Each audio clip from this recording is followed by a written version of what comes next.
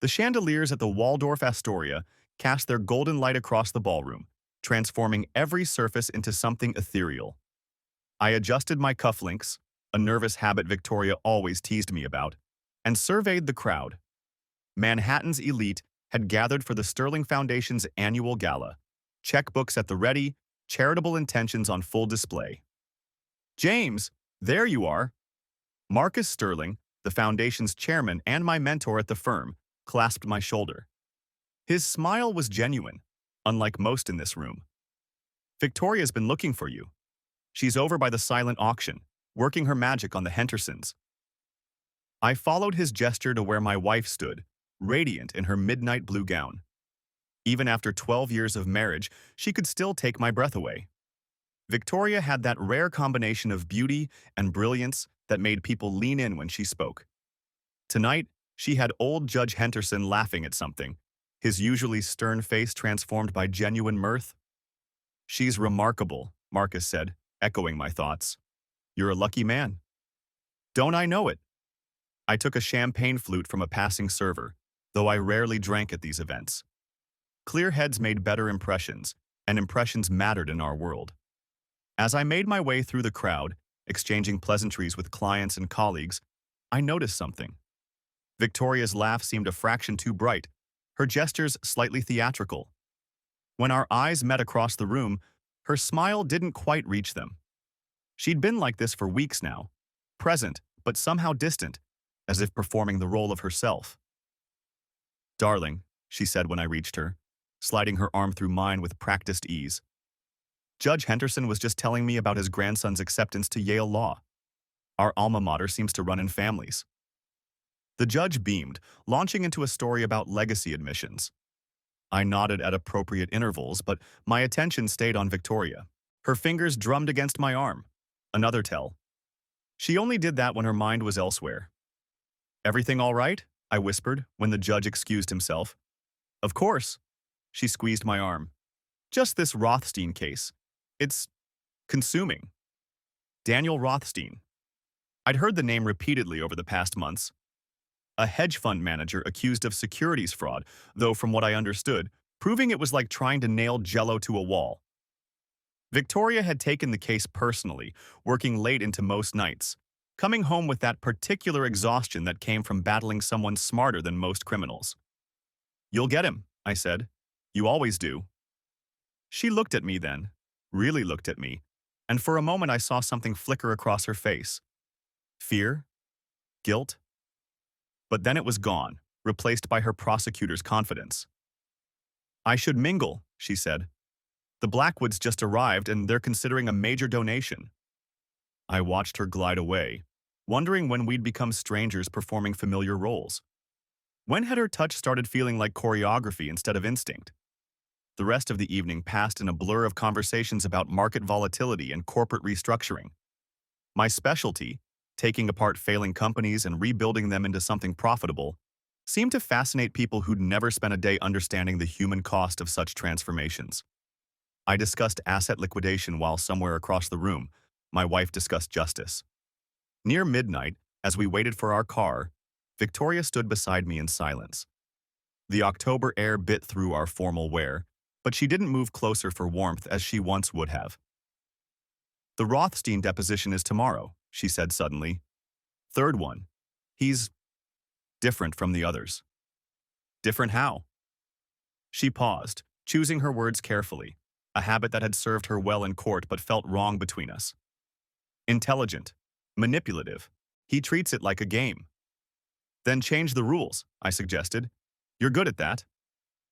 Our town car arrived before she could respond.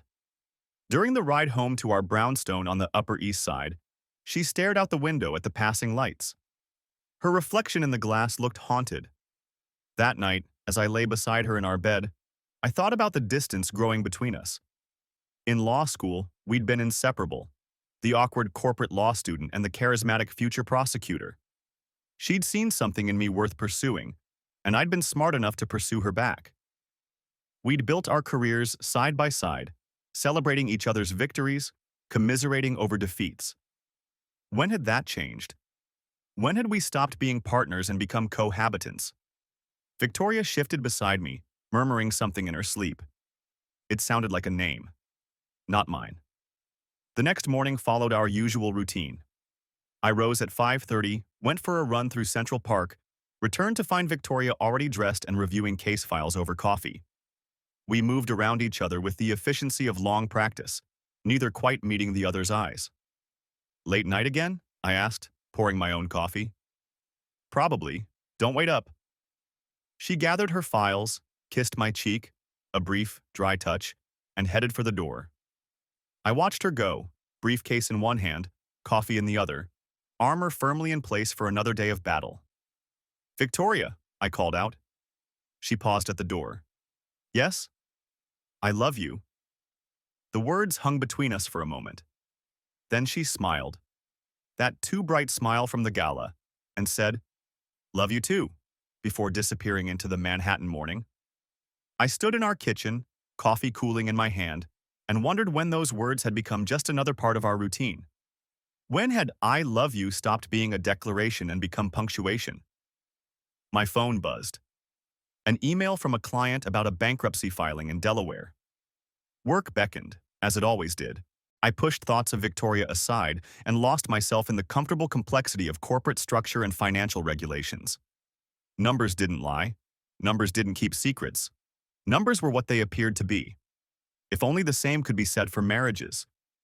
The weeks that followed took on a strange quality, like living in a house where all the furniture had been shifted slightly to the left. Everything looked the same but felt wrong. Victoria's late nights became later. Her distraction deepened. She started taking calls in another room, laptop angled away from my view when I entered her study. I told myself it was the case. High-profile prosecutions demanded secrecy, required total focus. The Daniel Rothstein trial had been moved up. The pressure must be immense. These were logical explanations for illogical behavior. But logic couldn't explain the new perfume, or the way she'd started password-protecting devices that had never needed protection before, or how she'd bristle when I asked about her day, deflecting with questions about mine. You're paranoid, my friend Michael said over drinks one evening. He was a divorce attorney, the best in the city, and had seen enough marriages implode to recognize the signs. But that doesn't mean you're wrong. What does your gut tell you? My gut told me something I wasn't ready to hear. So I buried myself in work, taking on a complex restructuring that required trips to Chicago and Dallas. Distance helped, or at least delayed the reckoning I sensed approaching. The firm assigned me to a new bankruptcy case in November. Rouge Capital, a mid-sized hedge fund that had made spectacular bets and lost spectacularly. The name tickled something in my memory, some connection to the Rothstein case, but I couldn't place it. Corporate law and criminal prosecution rarely intersected in my world. I was reviewing Rouge Capital's financial records in my home office one evening when Victoria came home. Early, for once. She looked exhausted, designer suit wrinkled, usually perfect hair escaping its pins. Rough day? I asked, minimizing the spreadsheet on my screen. She collapsed into the leather chair across from my desk. You could say that. Daniel was particularly challenging today. Daniel. Not Rothstein, not the defendant. Daniel. How so? She waved a hand dismissively. He has this way of getting under your skin, makes everything personal. She noticed the Rouge Capital logo on a document on my desk and stiffened. Are you working on something related to his fund? Peripherally, I said. Rouge Capital had some dealings with Rothstein's operations. Why? No reason, just be careful. His influence runs deeper than most people realize. She stood abruptly, smoothing her skirt. I need to shower. Dinner at 8? We managed dinner together perhaps twice a week now, scheduled like business meetings. That night, we sat at our dining room table, the same one where we'd hosted countless dinner parties and struggled for conversation. She asked about the Rouge Capital restructuring. I asked about trial prep. We both lied about how fine everything was. After dinner, she retreated to her study. I heard her on the phone, voice low and urgent. When she emerged an hour later, she said she needed to run to the office. At 9 p.m.? I forgot a file. Won't be long. She wasn't. She returned exactly 90 minutes later, as if she'd timed it precisely, as if she'd calculated the minimum absence that wouldn't raise suspicion. The prosecutor in her, always thinking 3 moves ahead. That night, I lay awake wondering what file was so important, wondering why she'd changed clothes before leaving, wondering why she showered again when she returned. The next morning, I did something I'd never imagined. I looked at our shared cloud storage. We'd set it up years ago for household documents, tax returns, insurance policies, travel plans. Victoria rarely used it, preferring her secure work systems, which is why the new folder surprised me. Case notes, encrypted, had appeared sometime in the last month. Password protected. I stared at it for a long time. Opening it would be a violation of trust. But wasn't trust already violated when one spouse started keeping secrets? When they started password protecting parts of a shared life? I closed the laptop without trying to access the folder. I wasn't ready for what I might find. Wasn't ready to confirm what I already suspected. Instead, I threw myself deeper into the Rouge Capital case. The fund's collapse was a masterclass in financial hubris. They'd over-leveraged on investments tied to Rothstein's fund, betting on insider information that turned out to be mirages. The deeper I dug, the more connections I found to Rothstein's web of financial manipulation. "This guy's a piece of work," Sandra, my forensic accountant, said during a case meeting. "Look at this transaction pattern. He'd feed Rouge Capital just enough legitimate information to keep them hooked, then lead them off a cliff." "Sociopathic," I agreed, studying the flowcharts. "He destroyed them for fun." "Word is your wife's prosecuting him. She's got her work cut out for her." I kept my expression neutral. "She's handled worse." But had she? Rothstein wasn't a typical criminal. He was brilliant, wealthy, and completely amoral. The kind of man who viewed other people as chess pieces, who found pleasure in manipulation for its own sake. The kind of man who would see a brilliant prosecutor as a challenge. That evening, I found Victoria in her study, laptop open, surrounded by legal pads covered in her precise handwriting. She looked up when I entered, quickly closing the laptop screen. "How's the trial prep?" I asked, perching on the edge of her desk. "Intensive. We're deposing him again tomorrow." She rubbed her temples. "He's unlike anyone I've ever prosecuted. It's like he's 3 steps ahead, always." "Maybe you're overthinking it. Sometimes the smartest criminals are the easiest to catch. They're so busy being clever, they miss the obvious." She looked at me sharply. "What makes you think Daniel, Rothstein, would miss anything?" Daniel again. I filed that away with all the other small betrayals. "Everyone misses something, Victoria. Everyone has a weakness." "Do they?"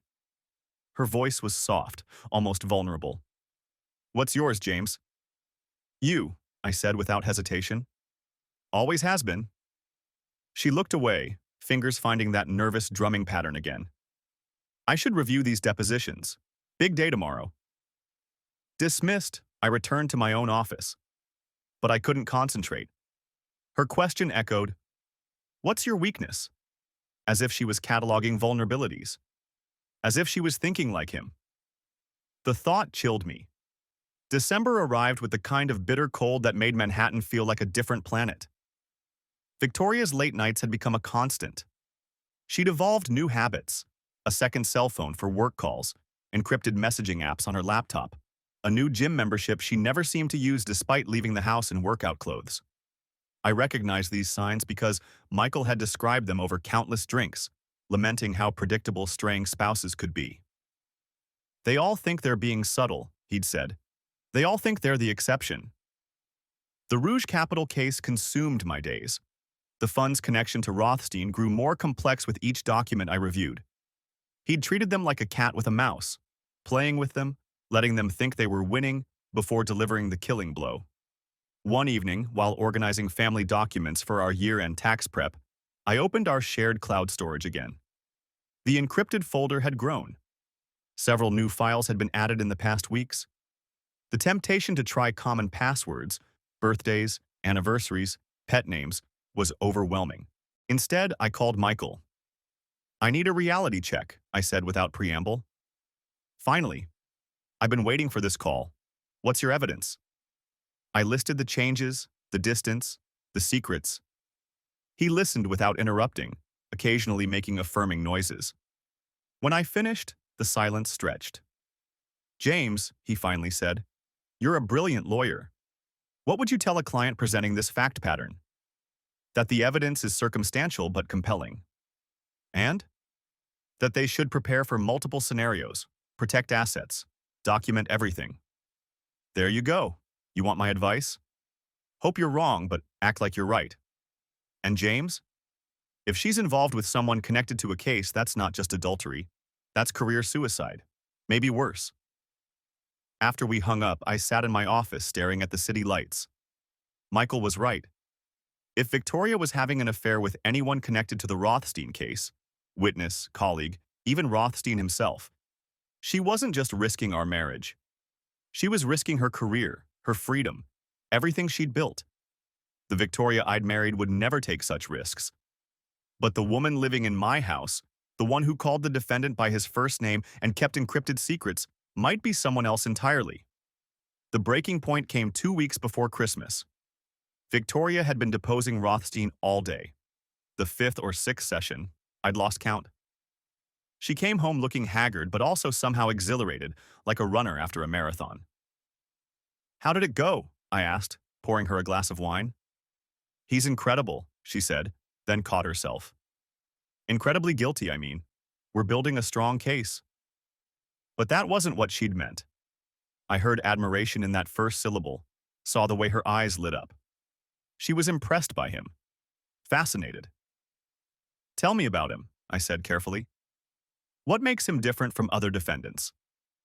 She took a long sip of wine, considering. "He doesn't lie exactly. He tells selective truths.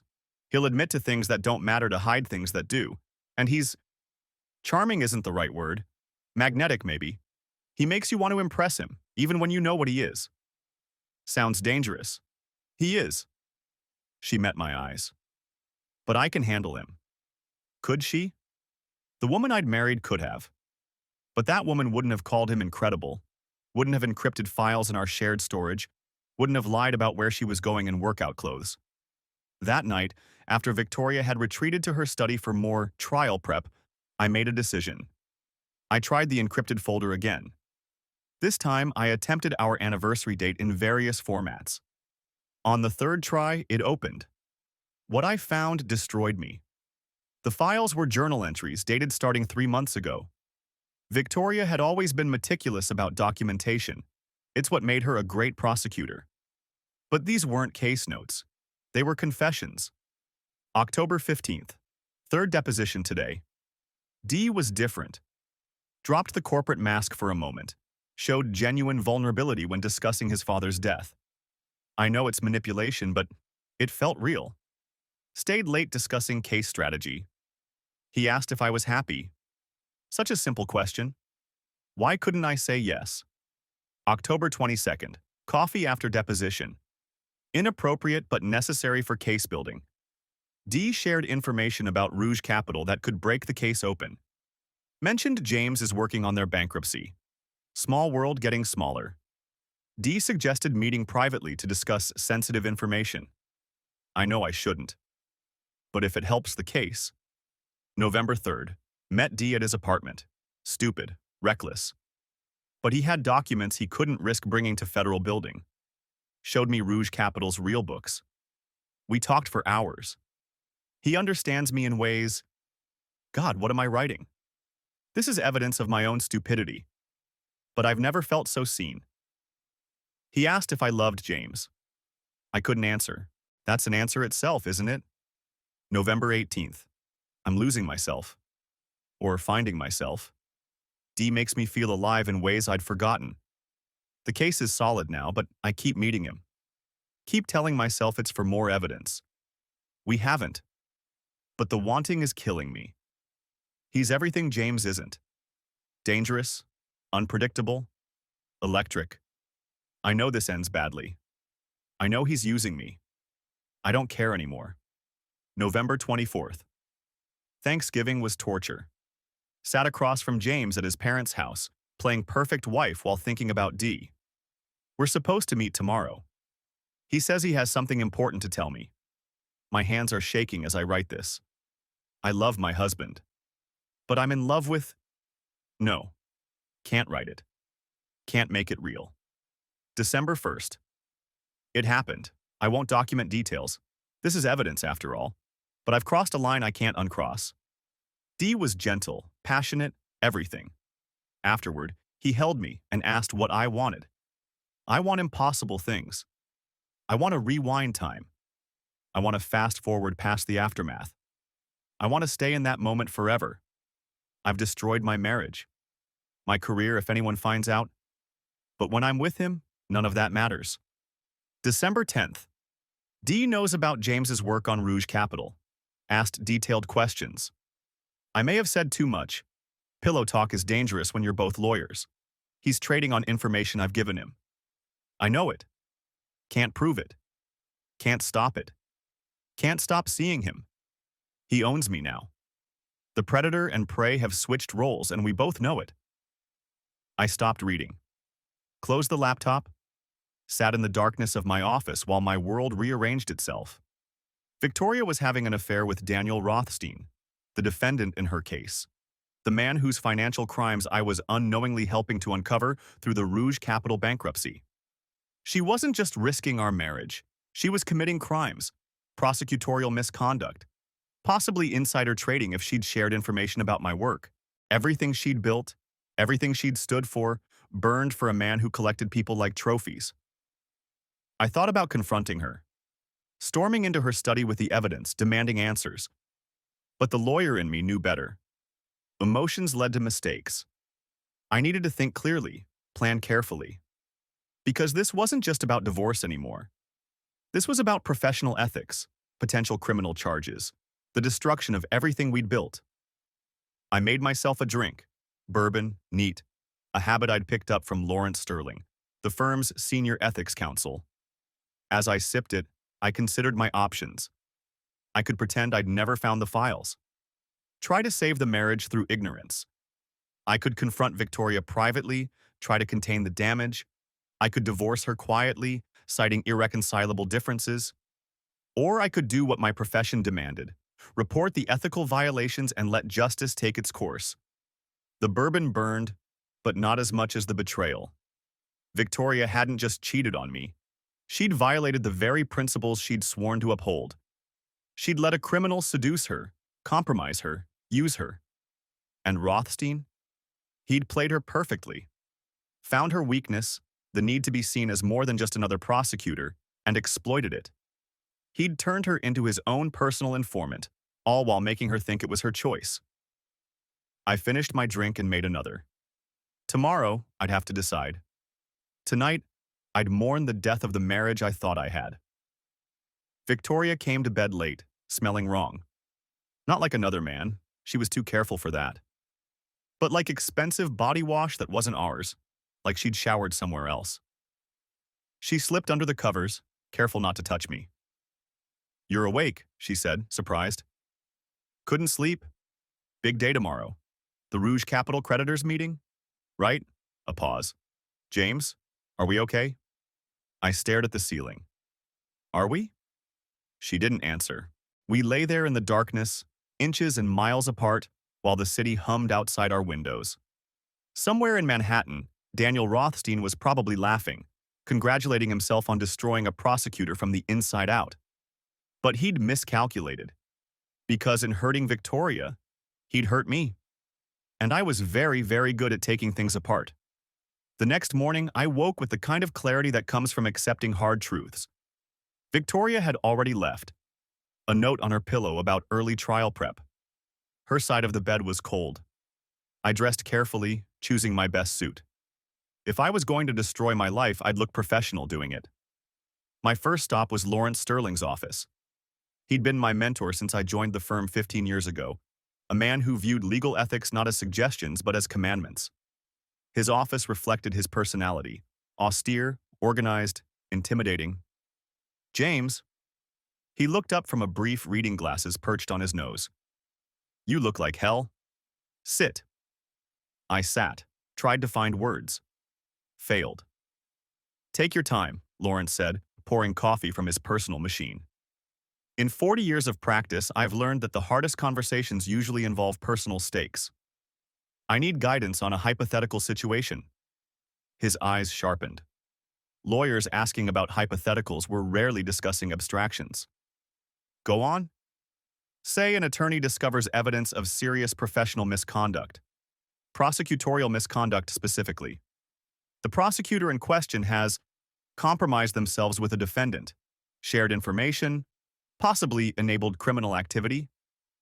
This prosecutor, are they federal? Yes. And the relationship with the defendant, is it documented?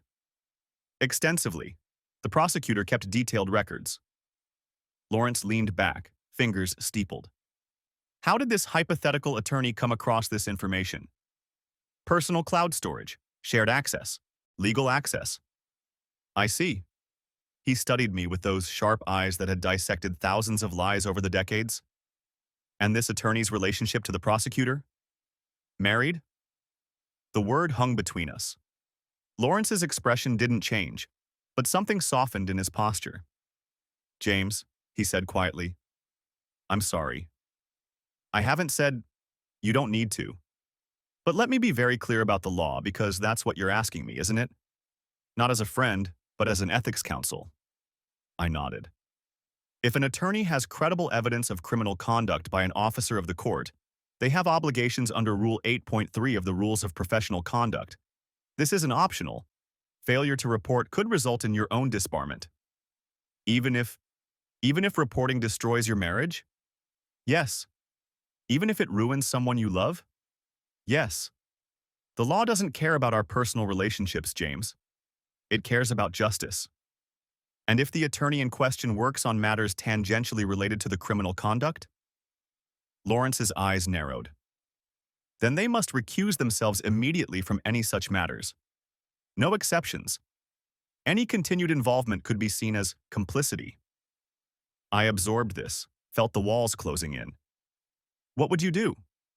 Me? He removed his glasses, cleaned them slowly. I'd follow the law. I'd document everything. I'd report it through proper channels, and then I'd grieve privately for what I'd lost. But I'd sleep at night knowing I'd done the right thing. The right thing, I repeated. Such a simple phrase for such a complex situation. James, can I give you some personal advice? Not as senior counsel, but as someone who's watched you build your career? I nodded. Whatever you decide, do it cleanly. No half measures. No emotional decisions. If you're going to report this, do it properly. If you're going to recuse yourself, do it immediately. And if you're going to end your marriage, do it with the same precision you bring to restructuring corporations. And if I can't separate the personal from the professional, then you're in the wrong profession. His voice was kind but firm. We're lawyers, James. We serve the law, not our hearts. I left his office with a clear understanding of my obligations and a sick feeling in my stomach. Back at my own desk, I drafted a formal recusal letter from all Rouge Capital matters, citing potential conflicts that have recently come to my attention. I submitted it to the managing partner within the hour. Then I sat with the harder task, the anonymous report. The Department of Justice had systems for such things. Lawyers policing lawyers, maintaining the integrity of the system.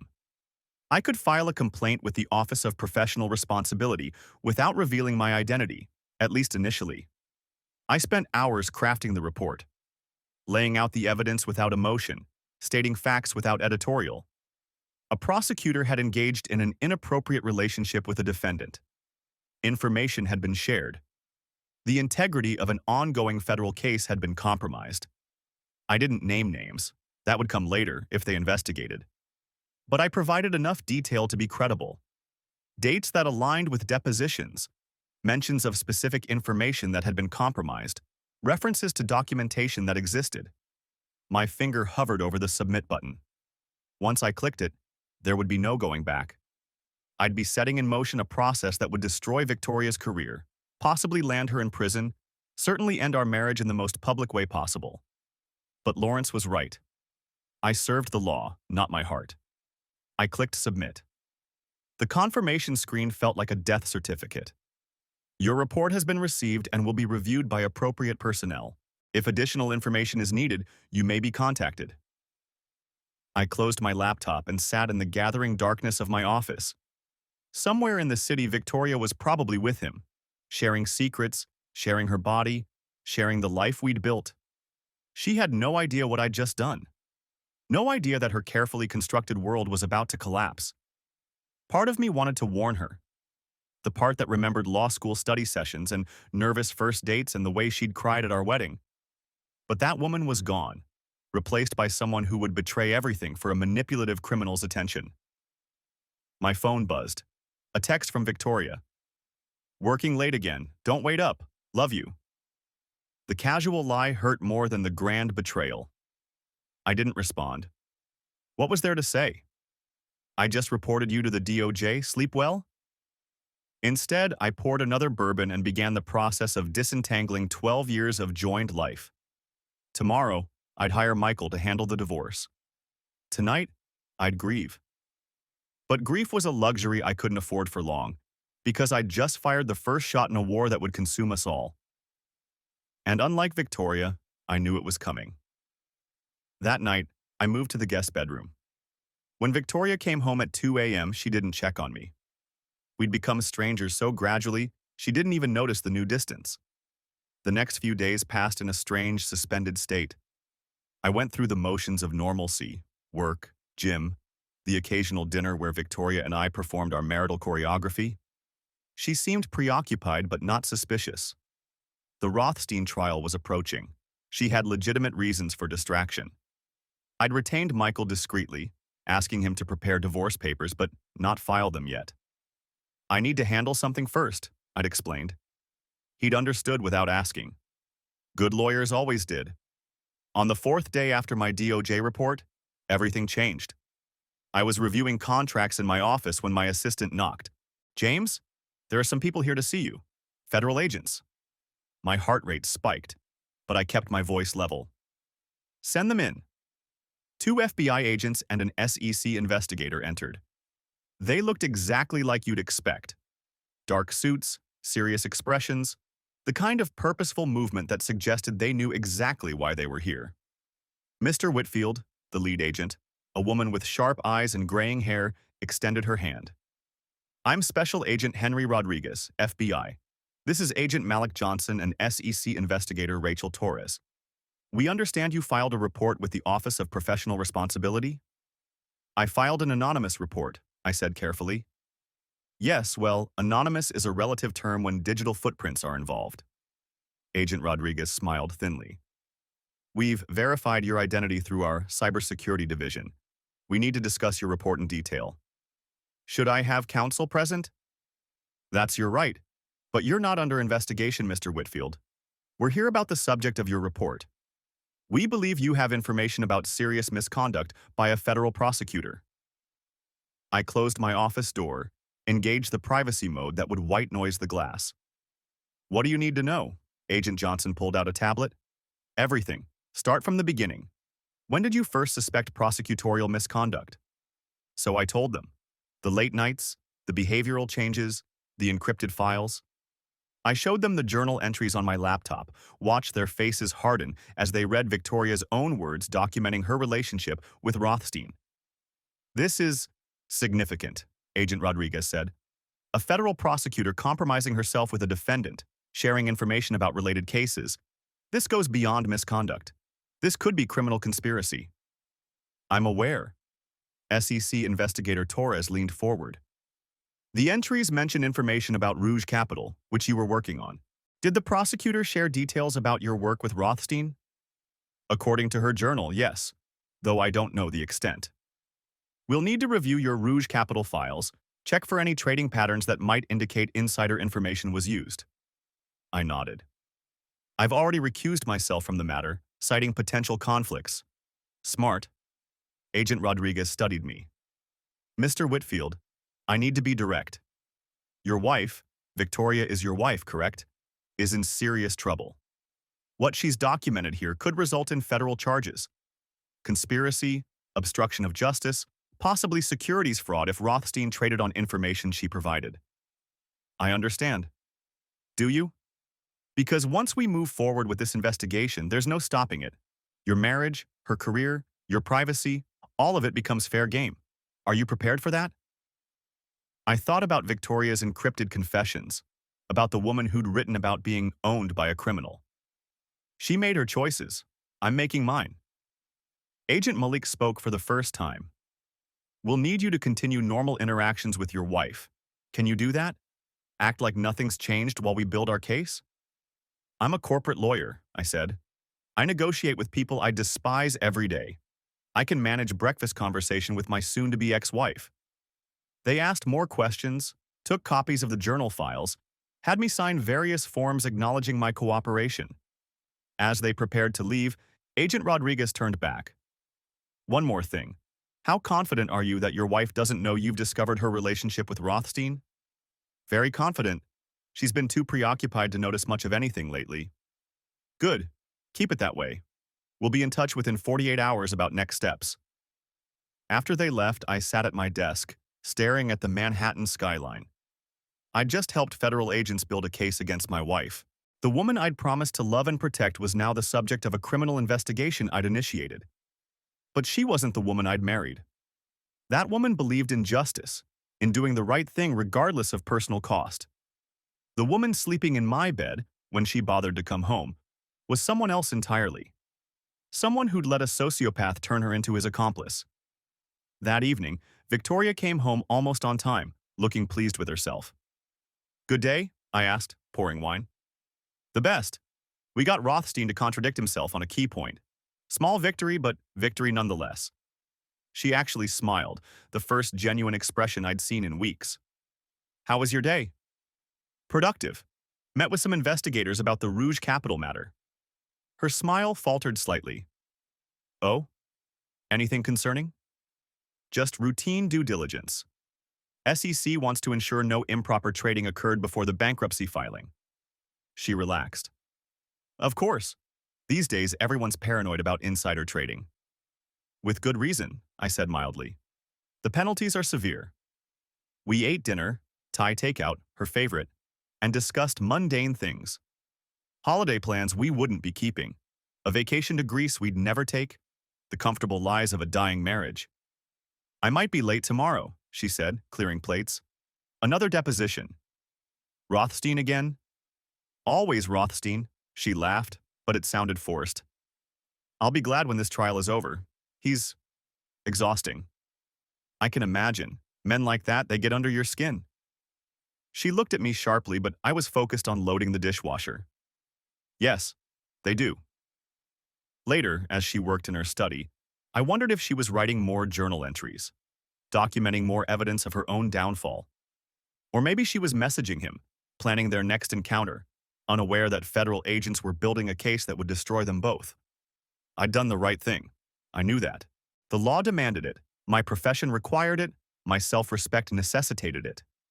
So why did I feel like I'd just betrayed the one person I'd sworn never to hurt? Because she betrayed you first, the cold, lawyerly part of my brain reminded me.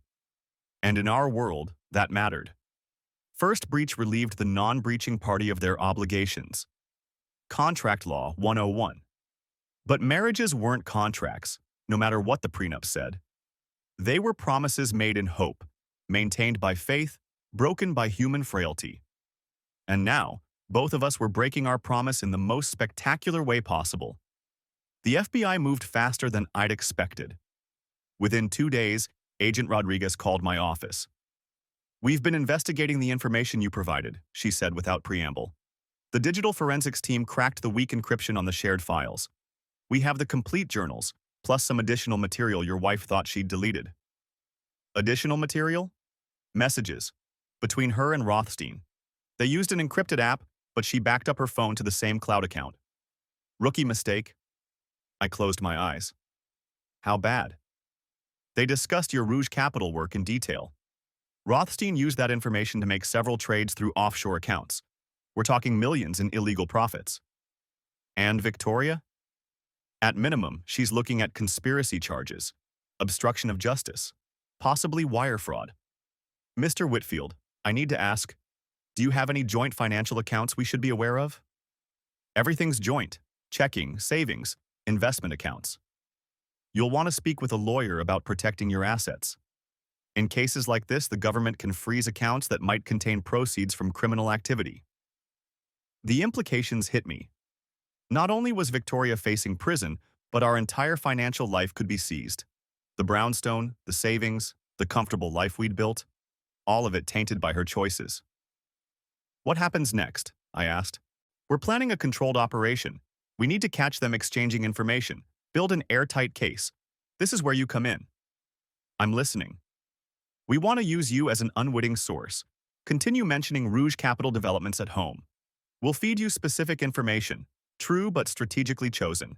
If that information shows up in Rothstein's trades, we'll have direct proof of the pipeline. You want me to bait my wife into committing more crimes? We want you to act normally while we gather evidence. You're not inducing anything. She's already shown willingness to share your confidential information. We're just documenting it. I agreed. What else could I do? I was already in too deep to back out. Over the next week, I became an actor in my own life.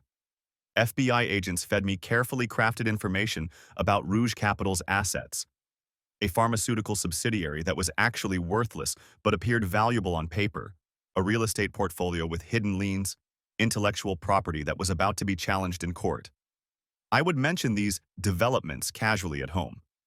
Victoria would ask follow-up questions with false nonchalance. And somewhere in Manhattan, Daniel Rothstein would make trades based on lies wrapped in truth. The worst part was how easy she made it. No hesitation, no guilt. She extracted information from me like a surgeon removing organs, precise and emotionless. The woman who'd once cried during a movie about a dying dog now betrayed me without blinking. One evening, after I'd planted information about a fictitious buyout offer for Rouge Capital's tech division, Victoria actually seemed happy. She hummed while making dinner, something she hadn't done in months. You're in a good mood, I observed. Just feeling optimistic, like things are finally going my way. She smiled at me over her wine glass. We should celebrate when the trial's over. Take that trip to Greece we keep postponing. That sounds nice, I lied, knowing she'd be in federal custody long before any verdict in the Rothstein trial. That night, she initiated intimacy for the first time in months. I couldn't do it. Couldn't pretend that far. I pleaded exhaustion, and she didn't push. Just rolled away, humming that same satisfied tune. She was happy because she thought she was winning. Thought she'd found a way to have everything: the career, the marriage, the dangerous lover, the insider profits. She had no idea she was dancing on a trap door, that every move was being watched, every communication monitored. Part of me wanted to warn her, but the larger part, the part that had read her journal entries about being with him, felt a cold satisfaction. She'd played a game with our marriage as the stake. Now she was about to learn that some games have no winners. The end came on a Tuesday morning that started like any other. Victoria left early for court, kissing my cheek absently, reminding me about dinner with her parents that weekend. Another plan we wouldn't be keeping. I was in my office when Agent Rodriguez called. It's happening today. Rothstein made the trades we were expecting based on your planted information. We have everything we need. When? This afternoon. We'll arrest Rothstein first. He's the bigger fish. Then your wife, probably at the federal courthouse to minimize public spectacle. Should I? Go about your normal day. If she tries to contact you after the arrest, don't answer immediately. You can't appear to have expected this. I spent the rest of the morning attempting to work, failing miserably. At lunch, I walked to Central Park, needing air and movement. The city bustled around me, oblivious to the personal catastrophe unfolding in slow motion. My phone buzzed at 3:47 p.m. A news alert. Breaking: hedge fund manager Daniel Rothstein arrested on expanded federal charges. Then, at 4:15, a call from Victoria. I let it go to voicemail, as instructed. Then another, and another. At 4:30, a text. James, something's happened. I need you to call me, please. At 4:45. They're saying I'm under investigation. This is insane. I need a lawyer. I need you. At 5 or, James, please, I'm scared. I finally called back at 5:15, letting my voice shake with genuine emotion. Victoria, what's going on? I just got out of a meeting. They arrested me. Her voice was small, broken. The FBI, they say I, they say I gave Daniel information, that I helped him trade on insider knowledge. That's ridiculous, I said, playing my part. There must be some mistake. They have evidence, documents, messages. James, I don't understand how. She cut off, and I heard muffled conversation. I have to go. They're processing me. I need you to call Michael, get him to recommend a criminal lawyer. The best. Please. Of course. Victoria, whatever this is, we'll figure it out. I love you, she said desperately. Whatever happens, remember that I love you. The line went dead. I stared at my phone, at those final words. Did she mean them? Had she thought of love when she was with Rothstein? When she was feeding him information about my work? When she was destroying everything we'd built for the thrill of dangerous attention? I called Michael, as promised. He already knew. The arrest was spreading through legal circles like wildfire. Jesus, James, your wife and Rothstein? How did you not know? I've been asking myself the same question, I said truthfully. I'll get her representation. Marina Volkov, she's the best at federal cases. But James, if they arrested her, they have something solid. This isn't going away. That evening, I sat in our empty brownstone, surrounded by the artifacts of a dead marriage. Wedding photos smiled at me from the mantel. Victoria's law school diploma hung next to mine in the study. Her coffee cup sat in the sink, lipstick stain on the rim, waiting to be washed. The doorbell rang. Agent Rodriguez stood outside, looking tired but satisfied. We wanted to thank you, she said. Your cooperation was invaluable. We've frozen Rothstein's assets, including several accounts that contained proceeds from trades based on your planted information. Your wife, she's been released on bail, but her passport's been confiscated. What happens now? Now the lawyers take over. Rothstein's already assembling a team, but the evidence is overwhelming. As for your wife, that depends on whether she cooperates. If she testifies against Rothstein, admits her role, she might avoid significant prison time. And if she doesn't? Agent Rodriguez's expression was grim. Then she's looking at 5 to 10 years. After she left, I poured myself a bourbon and sat in my study. 5 to 10 years. Victoria, who got claustrophobic in elevators, might spend a decade in a federal prison cell. But that was her choice. Just like betraying our marriage was her choice.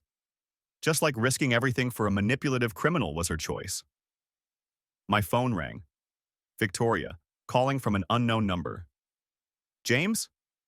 She sounded exhausted, defeated. I'm at Marina Volkov's office. She says things are bad, really bad.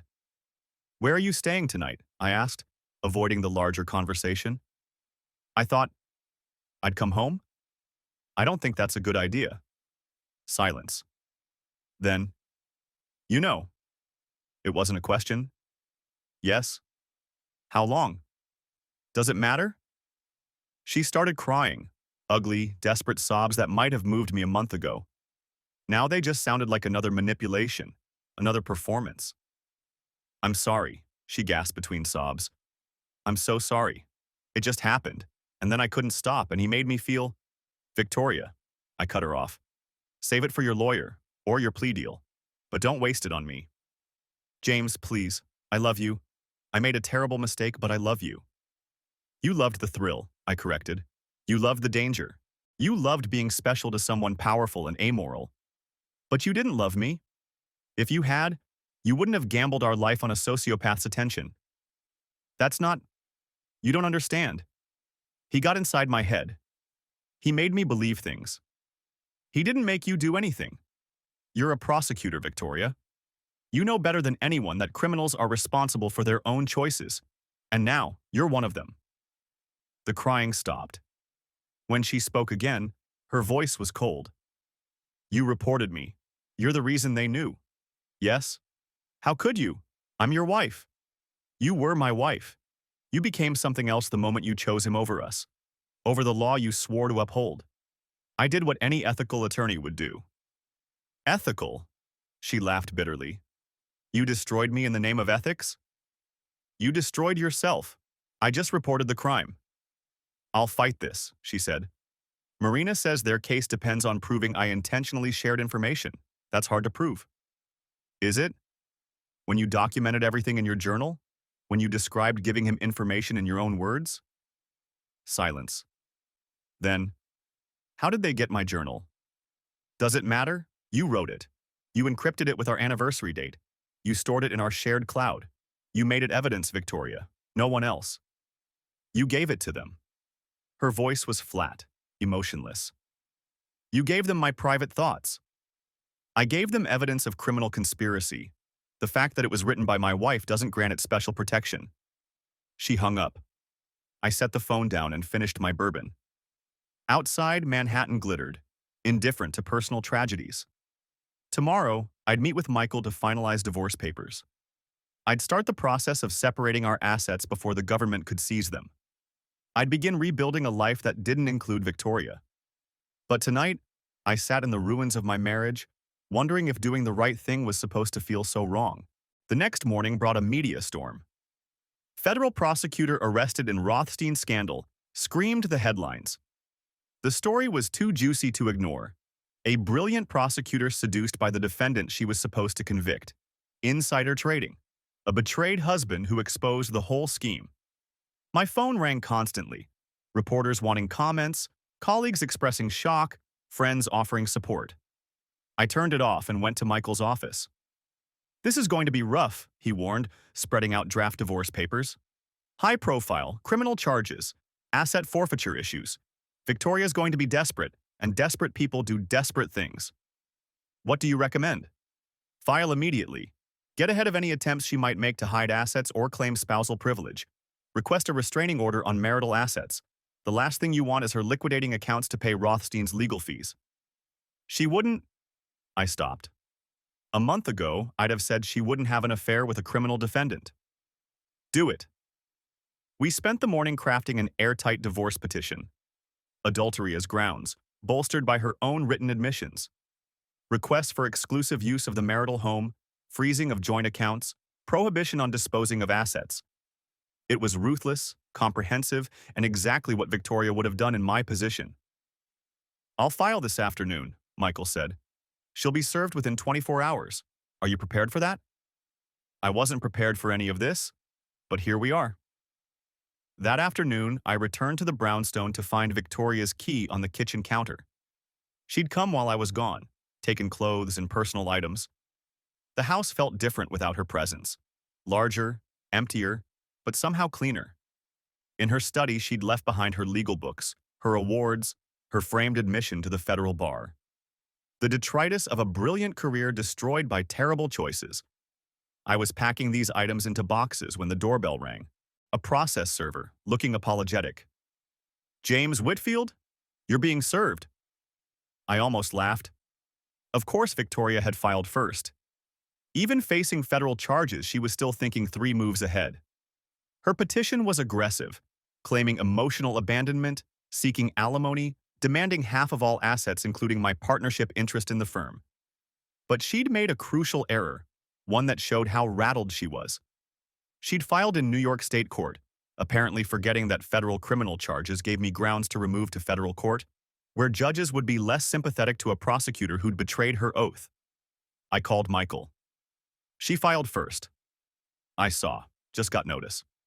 Don't worry, her petition is a mess. She's claiming you orchestrated her downfall out of jealousy. No judge will buy that when her own journal documents the affair. What's our next move? We file our response and immediately move to federal court. Then we bury her in discovery. Force her to produce all communications with Rothstein, all financial records. Make her fight a 2-front war while facing criminal charges. It was brutal. It was necessary. It was exactly what I'd advise a client in my position. That evening, I sat in my study now, not ours, and reviewed Victoria's petition again. Between the legal arguments, I could see her desperation. Claims that I'd emotionally abandoned her, forcing her to seek comfort elsewhere. Accusations that I'd prioritized my career over our marriage. Demands for support that would allow her to maintain her accustomed lifestyle while fighting federal charges. It was revisionist history written by someone who'd lost control of the narrative. The woman who'd written passionate journal entries about Rothstein making her feel alive now claimed she'd been driven into his arms by my neglect. My phone buzzed. An email from Lawrence Sterling. Saw the news. Your recusal from Rouge Capital makes sense now. You did the right thing, James. The firm supports you fully. At least my professional reputation remained intact. The same couldn't be said for Victoria. Word was already spreading through legal circles that she'd been giglioed, marked as a witness whose credibility was so compromised she could never testify for the government again. Even if she avoided prison, her career as a prosecutor was over. The doorbell rang again. This time it was Marina Volkov, Victoria's criminal attorney. She was everything you'd expect from someone who charged $2,000 an hour. Sharp suit, sharper eyes, and an expression that suggested she'd seen everything and been impressed by nothing. Mr. Whitfield, may I come in? I let her in, curious. Criminal attorneys didn't usually make house calls to adverse parties. I'll be direct, she said, declining my offer of coffee. Your wife is in serious trouble. The evidence is overwhelming, largely thanks to your cooperation. I'm exploring plea options, but the prosecutors want blood. They're talking 8-10 years unless she provides substantial cooperation against Rothstein.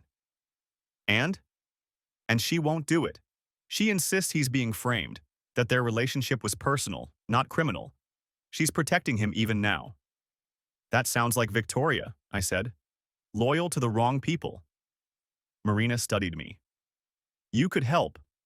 A statement from you that you believe she was manipulated, that Rothstein took advantage of her emotional vulnerability. It might soften the prosecutor's stance. You want me to lie to help the woman who betrayed me? I want you to consider that your wife, soon-to-be ex-wife, is facing a decade in federal prison. Whatever she did to your marriage, does she deserve that? She's facing prison because she committed crimes, I said. Because she chose to compromise her oath, her ethics, and her marriage for a criminal's attention. I won't lie to minimize those choices. Marina nodded, unsurprised. I had to ask. For what it's worth, I understand your position. In your place, I'd probably do the same thing. After she left, I wondered about Victoria's refusal to cooperate against Rothstein. Was it love? Fear? Or just the final manifestation of whatever hold he had over her? Even facing prison, she wouldn't betray him the way she'd betrayed me. The thought should have hurt. Instead, it just confirmed what I'd already accepted. The woman I'd married was gone, replaced by someone I didn't recognize and couldn't save. Over the next weeks, the legal machinery ground forward on multiple fronts. The divorce proceedings moved to federal court, where a judge immediately granted my motion to freeze marital assets. Victoria's criminal case proceeded toward trial, with Marina Volkov fighting a losing battle against mountains of evidence. I threw myself into work, taking on new clients, complex restructurings that demanded total focus. The firm rallied around me, assigning me prestigious matters that kept me too busy to dwell on personal disasters. But the nights were hard. The brownstone felt haunted by the ghost of our marriage. I'd find myself staring at spaces where Victoria used to exist. Her reading chair, her side of the bathroom vanity, her spot at the dinner table, and wondering how I'd missed the signs of her transformation. Michael called with updates on the divorce. Her lawyer's getting desperate. They're proposing settlement terms that actually approach reasonable. I think the criminal case is draining her resources. What are they offering? She keeps the car and her personal property. You keep everything else: house, investments, retirement accounts. No alimony, clean break. In exchange for? You don't testify against her in the criminal trial. I considered this. I'm already on the prosecution's witness list. Yes, but you could be uncooperative. Claim spousal privilege for communications. Forget details. Make their case harder. No. James. No, Michael. I won't lie for her. I won't obstruct justice for her. She made her choices. I've made mine. The trial began in March, 3 months after the arrests. I sat in the gallery the first day, watching Victoria at the defense table. She'd lost weight, her designer suits replaced by conservative dresses that screamed wrongly accused innocent. But her posture remained proud, defiant even. Rothstein sat at his own defense table, represented by a team of lawyers who probably cost more than most people's houses. He looked relaxed, amused even, like this was just another game to win. When Victoria glanced his way, something passed between them, a look that made my stomach turn. She still wanted him. Even now, even here, she was still under his spell. The prosecution's opening statement was devastating. They laid out the conspiracy in clinical detail, how Rothstein had identified Victoria as a target, seduced her systematically, extracted information about my Rouge Capital work, and profited millions from insider trading. The defendant, Victoria Whitfield, didn't just betray her husband, the prosecutor said. She betrayed her oath, her office, and the public trust. She turned the justice system into a criminal enterprise for the benefit of her lover. Victoria's lawyer countered with a narrative of manipulation and vulnerability. A dedicated prosecutor overwhelmed by a master manipulator. A woman whose judgment was compromised by sophisticated psychological tactics. It might have been compelling if not for her own journal entries, which the prosecution promised to introduce. I testified on the third day. The prosecutor walked me through finding the encrypted files, reading Victoria's own words about her relationship with Rothstein, discovering she'd shared information about my work. I answered truthfully, without emotion, letting the facts speak. During cross-examination, Victoria's lawyer tried to paint me as a vengeful husband. "Isn't it true you were angry about your wife's affair?" "I was hurt," I admitted. "But I reported criminal conduct, not adultery." "You wanted revenge." "I wanted to follow my ethical obligations as an attorney." "Even if it meant destroying your wife?" "She destroyed herself. I just reported it." Victoria watched me throughout my testimony, her expression unreadable. When I stepped down, our eyes met briefly. I saw no remorse, no acknowledgement of what she'd done. Just a cold fury that I'd chosen the law over her. The most damaging testimony came from FBI forensic accountants who traced Rothstein's trades to information in Victoria's journal. They showed how he'd made millions betting on outcomes he knew in advance, thanks to her intelligence about Rouge Capital's vulnerabilities. But the killing blow was Victoria's own words. The prosecution read her journal entries aloud, each word a nail in her coffin. The jury heard her document the affair, the information sharing, her awareness that Rothstein was trading on her intelligence. December 10th, the prosecutor read. "D knows about James's work on Rouge Capital, asked detailed questions. I may have said too much. Pillow talk is dangerous when you're both lawyers. He's trading on information I've given him. I know it. Can't prove it. Can't stop it. Can't stop seeing him. He owns me now." Several jurors shook their heads. Victoria stared at the table, finally showing shame. Rothstein's defense was more sophisticated. His lawyers argued the trades were based on his own analysis, that any correlation with Victoria's information was coincidental. They painted him as a successful fund manager who didn't need insider information. It might have worked if not for the FBI's sting.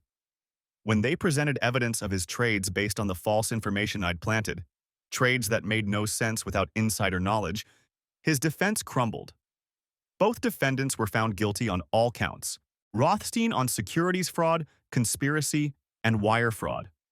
Victoria on conspiracy, obstruction of justice, and disclosure of confidential information. The verdicts were read on a Thursday afternoon, the courtroom packed with press and legal observers. Victoria stood stoically as the verdict was read, but I saw her hands tremble.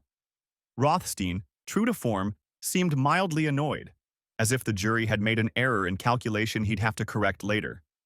Sentencing was set for 6 weeks later. Both defendants remained free on bail, though Victoria now wore an ankle monitor, a final indignity for a woman who'd once commanded respect in these same courtrooms. I encountered her once during those 6 weeks, at a coffee shop near the federal courthouse. She was sitting alone, reading what looked like a sentencing memo, and didn't notice me until I was at the counter. Our eyes met. She looked exhausted, defeated, a shadow of the brilliant prosecutor I'd married. For a moment, neither of us spoke. "James," she finally said.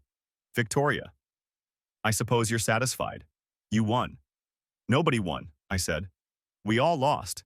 You just lost more." She laughed bitterly. "Saint James, always so righteous. Tell me, does it help you sleep at night?"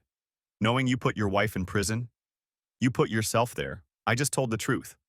The truth. She stood, gathering her papers. You want the truth? I felt more alive with Daniel in 3 months than I did with you in 12 years. Prison might be worth it for that. The words stung, as she'd intended. But they also freed something in me. The last vestige of guilt, of wondering if I'd done the right thing, evaporated. Then I hope those memories keep you warm in your cell, I said. She left without another word. It was the last time we spoke. Sentencing day arrived with spring rain that seemed cinematically appropriate. The courtroom was again packed. Victoria's family sat in one section, glaring at me as if I were the criminal. My own supporters, colleagues from the firm, Lawrence Sterling, even my parents who'd flown in from Chicago, filled another section. Rothstein was sentenced first. 12 years federal time, plus forfeiture of all assets derived from his frauds. He took it with the same detached amusement he'd shown throughout trial, as if already calculating his appeal strategy. Then came Victoria's turn. She stood before the judge, Marina Volkov beside her, as the prosecutor argued for a harsh sentence. Your Honor, the defendant was a federal prosecutor who violated the most sacred trusts of her office. She corrupted the justice system from within, aided a criminal enterprise, and showed no remorse for her actions. The government requests 10 years, Marina countered with pleas for leniency. First offender. Exemplary career before this lapse. The psychological manipulation she'd endured. She requested probation, or at most home confinement. Judge Harrison, a veteran jurist known for his fairness, looked directly at Victoria. Ms. Whitfield, do you have anything to say before I impose sentence? Victoria stood straighter. For a moment, I saw flashes of the woman she'd been. Brilliant, composed, articulate. Your Honor, I take full responsibility for my actions. I betrayed my oath, my office, and the trust placed in me. I allowed personal feelings to override professional judgment. I destroyed my career, my marriage, and my reputation. Whatever sentence you impose, I'll serve it knowing I brought it on myself. It was a good speech. Accountability without excuses. But Judge Harrison had read the same journal entries everyone else had.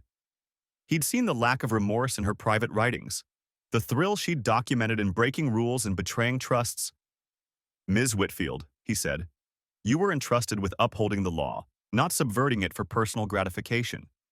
Your conduct strikes at the heart of our justice system. You've shown that even those sworn to protect the law can be corrupted by greed and desire. I sentence you to 7 years in federal prison, followed by 3 years supervised release. You are permanently barred from practicing law. You will report to the Bureau of Prisons within 30 days. The gavel fell with finality. Victoria swayed slightly but remained standing. Her mother sobbed in the gallery. Marina whispered urgently about appeals. As marshals prepared to process her, Victoria turned and looked directly at me. No anger now, no defiance. Just a profound sadness, as if she'd finally awakened from whatever spell Rothstein had cast. I held her gaze until she turned away. Then I left the courtroom, walking out into the spring rain, feeling strangely empty. Justice had been served. The law had been upheld. I'd done the right thing. So why did victory taste like ash? The divorce was finalized 2 weeks later, while Victoria prepared for prison. She didn't contest the settlement Michael had negotiated. She kept her car and personal items. I kept everything else. A 12-year marriage dissolved in a brief hearing neither of us attended. I sold the brownstone within a month. Too many ghosts, too many memories of the life we'd built and destroyed. I bought a modern apartment in Tribeca, all glass and steel and surfaces that held no history. Work became my refuge. I threw myself into restructuring failing companies, finding salvation in salvaging something from corporate wreckage. The firm made me a senior partner, recognition for maintaining dignity during personal scandal. Clients respected my ethics, my unwillingness to compromise principles, even when it cost everything. But success felt hollow. I'd won the cases, kept the assets, maintained the career. But I'd lost something harder to define. Faith in love, perhaps, or trust in my own judgment. How had I missed the signs? How had the brilliant woman I'd married become someone capable of such betrayal? Michael tried to set me up with other women, lawyers, doctors, entrepreneurs who'd understand my world. I went on a few dates, made pleasant conversation, felt nothing. They were accomplished, attractive, appropriate.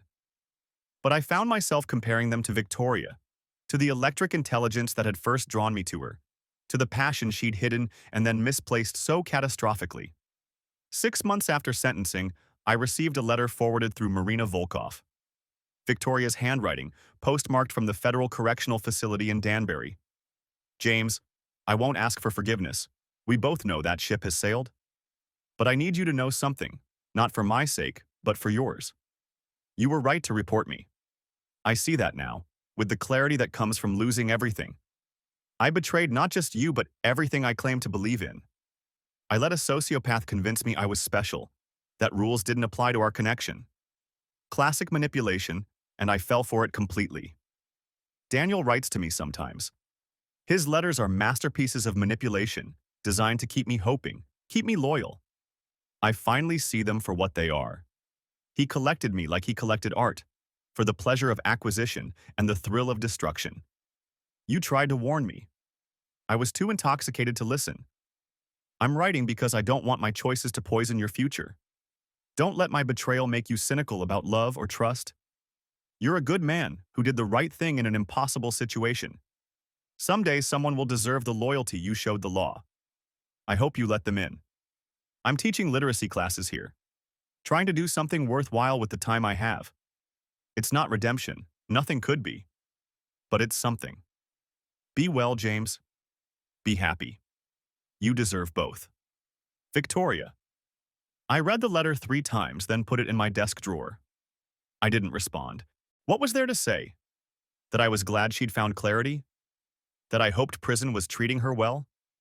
That I missed the woman she'd been before Rothstein's poison infected her? All true.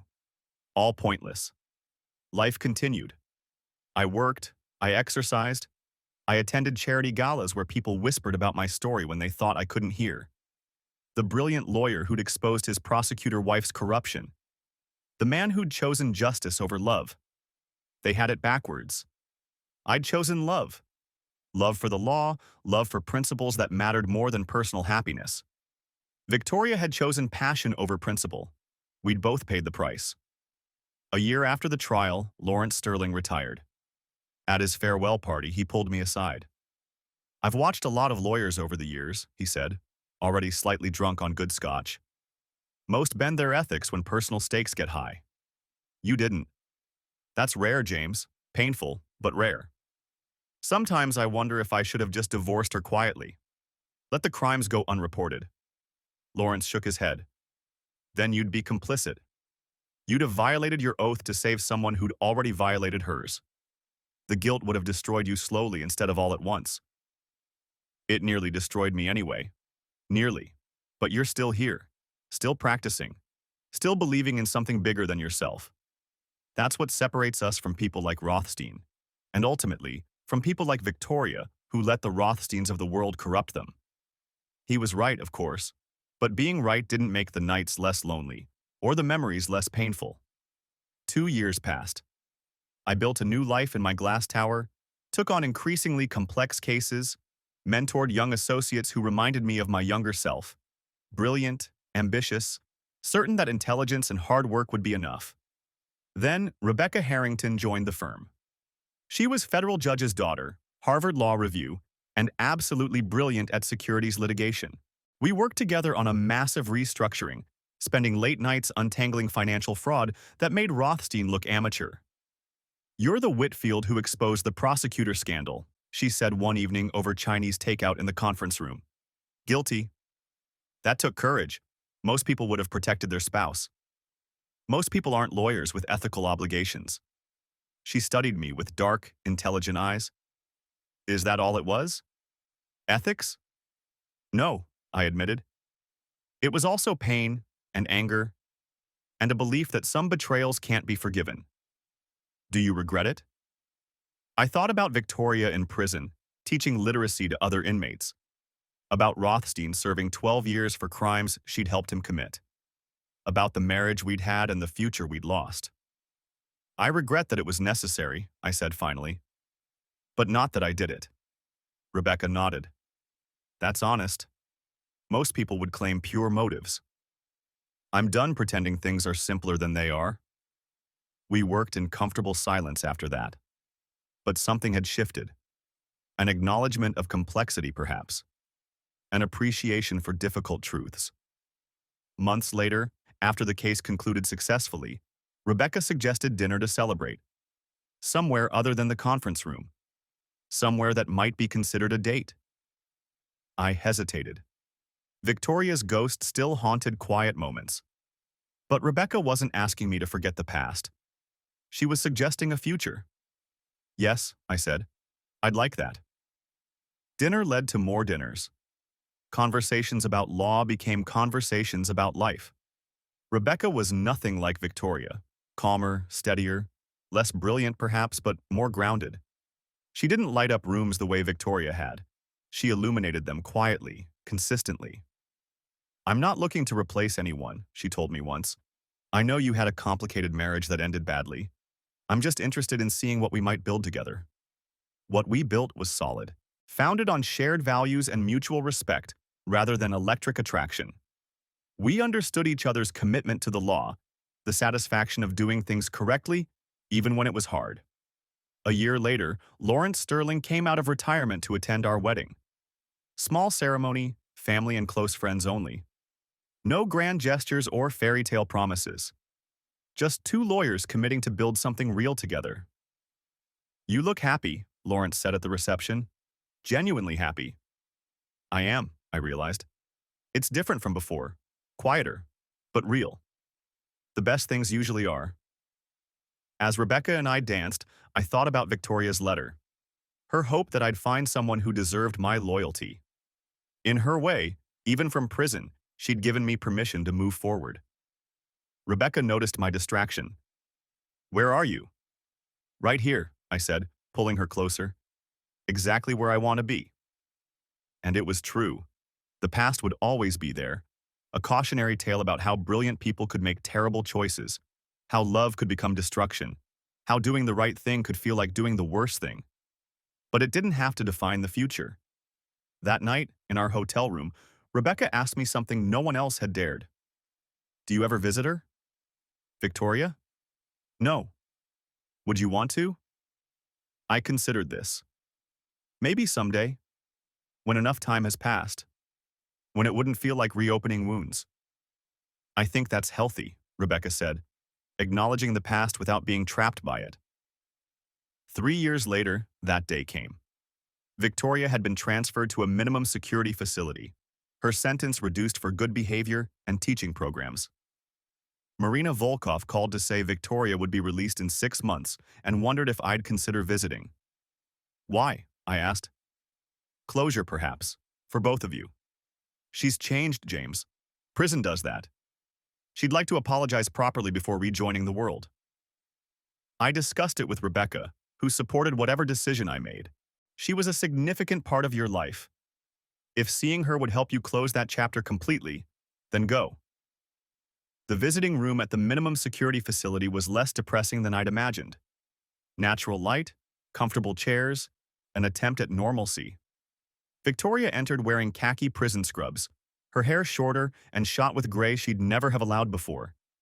She looked older, harder, but also somehow clearer. The brittle brilliance had been worn down to something more genuine. Hello, James. Victoria. We sat across from each other at a small table. 5 years since that night at the Waldorf when I'd first sensed something wrong.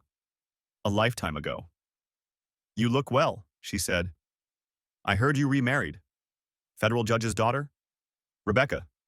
Yes. Good. That's good. She folded her hands carefully. I asked you here because I owe you a real apology. Not the self-pitying letter I sent before, but something true. I'm listening. I destroyed us. Not just our marriage, us as people. I let my ego, my need to feel special, override everything I knew to be right. I turned you into my unwitting accomplice, used your work to feed Daniel's crimes. That's unforgivable. Yes, I agreed. It is. She smiled slightly. Still honest. I'm glad that didn't change. The smile faded. I've had a lot of time to think about why I did it. The thrill, the danger, the way he made me feel powerful even as he was using me. Classic manipulation, but knowing that doesn't undo the damage. What do you want from me, Victoria? Nothing. I wanted to tell you face to face that you saved me. Not from prison. I earned that. But from becoming something worse. If you hadn't reported me, I'd have kept spiraling. Deeper into his world, further from any kind of truth. Your choosing the law over me was the shock I needed. I didn't do it to save you. I know. That's what makes it matter. We sat in silence for a moment. Around us, other inmates visited with family, creating small bubbles of normalcy in an abnormal place. What will you do when you get out? I asked. Teaching, hopefully. Not law. I'm disbarred for life. But maybe high school, helping kids see consequences before they make them. Marina's helping me apply to programs that accept ex-felons. That sounds worthwhile. It's something, she paused. Daniel still writes sometimes. Promises he'll take care of me when we're both out. He thinks I'm waiting for him. Are you? God, no. I write back sometimes. Marina says it's good to maintain cordial relations with co-defendants. But I see him now. Really see him. He's brilliant and empty, like a beautiful vase with nothing inside. I was so desperate to feel special that I let him fill me with his poison. That's very self-aware. Prison gives you time for self-awareness. That and therapy. Lots of therapy. A guard announced 10 minutes remaining. Victoria leaned forward slightly. Can I ask you something? That night you found my journal. Did you hesitate? Even for a moment? Yes, I admitted. I sat with my laptop for an hour before opening those files. Part of me wanted to stay ignorant, save the marriage through denial. But you didn't. No, because ignorance isn't bliss. It's just delayed disaster. Rebecca's lucky, Victoria said, to have someone who values truth over comfort. I'm the lucky one, to have someone who understands why that matters. The guard called time. Victoria stood, smoothing her khakis. Thank you for coming, James, for letting me say what needed saying. Be well. You too, Victoria. Good luck with the teaching. She walked away, back to her unit, back to the consequences of her choices. I signed out and returned to my life.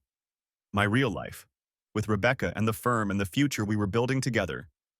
That night, over dinner, Rebecca asked how it went. Better than expected. She's genuinely remorseful. Seems to have found some peace with what happened. And you? I already had peace. This just confirmed it. Any regrets? I thought about it seriously. I regret that someone so brilliant fell so far. I regret the waste of talent, the destruction of potential, but I don't regret my choices. That's all anyone can ask for, Rebecca said, taking my hand. Living with our choices. 6 months later, the news reported Victoria's release. She disappeared into whatever new life she'd built for herself, hopefully something better than what she'd destroyed. Rothstein remained in prison, his appeals exhausted, his fortune seized, his manipulations finally ended. I occasionally wondered if Victoria found her teaching position, if she was warning young minds about the cost of compromised ethics. I hoped so. Everyone deserved a chance at redemption, even if they could never undo their crimes. The Sterling Foundation Gala came around again, 5 years after that night when I'd first sensed my marriage crumbling. Rebecca and I attended together, moving through the same rooms where everything had started to unravel. Strange being back here? She asked. A little. But it's just a place. The past doesn't own it. We mingled, donated, danced. Near the end of the evening, Marcus Sterling, Lawrence's son, now running the foundation, pulled me aside. I wanted to thank you, he said, for what you did during that whole scandal. It couldn't have been easy, but you showed everyone what integrity looks like. I did what any ethical lawyer should do. That's the point. Most wouldn't have. Most would have found excuses, protected their own interests. You didn't. That matters. As Rebecca and I left the gala, walking out into the Manhattan night, I reflected on how far we'd all come. Victoria in her new life, seeking redemption through teaching. Rothstein in his cell, his games finally over, and me, building something real with someone who understood that love meant supporting each other's principles, not compromising them. "What are you thinking about?" Rebecca asked as our car arrived. "Choices," I said. "How they echo through time. How doing right can feel wrong in the moment but right in the long run." Very philosophical for midnight. "Occupational hazard of being married to a lawyer." "Two lawyers," she corrected. "Double the philosophy, double the ethics, double the complicated moral reasoning. Double the commitment to doing things right," I added. "That too." We rode home through the city streets, past the federal courthouse where justice had been served, past the sites of old memories and new beginnings. The past was immutable, carved in court records and prison sentences in the scar tissue of hard choices. But the future remained unwritten, full of possibilities for those willing to build on foundations of truth rather than thrilling lies. Victoria had chosen passion over principle and paid the price. I'd chosen principle over passion and found a different kind of happiness. Quieter, steadier, more sustainable. In the end, we all got what we chose. The law, in its impersonal wisdom, had seen to that. Justice served cold, as it should be, leaving the rest of us to find whatever warmth we could in lives rebuilt from the ashes of our choices. As we pulled up to our building, modern glass and steel, no ghosts, Rebecca squeezed my hand. "Home," she said simply. "Yes," I agreed. "Home." And for the first time in years, I meant it completely. The past acknowledged, the future embraced, the present exactly where it should be. Some stories end with grand gestures or dramatic reconciliations. Ours ended with something better. The quiet satisfaction of lives lived according to principles that matter, with people who understand why that's enough. In the distance, Manhattan glittered against the night sky, indifferent and eternal. A city of ambitions and betrayals, triumphs and failures, justice and its price. Somewhere in that maze of light, Victoria was building her new life. Somewhere else, Rothstein counted days in a cell. And here, in this moment, I was exactly where I belonged, with someone who valued truth over comfort, integrity over ease, and the kind of love that strengthened rather than corrupted. The unraveling was complete. What remained was better than what was lost. Not perfect, not electric, not the stuff of passionate journal entries, but real and lasting, and worth every difficult choice that brought us here. Sometimes that's the best justice of all, not just the punishment of wrongs, but the patient rebuilding of right. The law had done its work. Now the rest was up to us.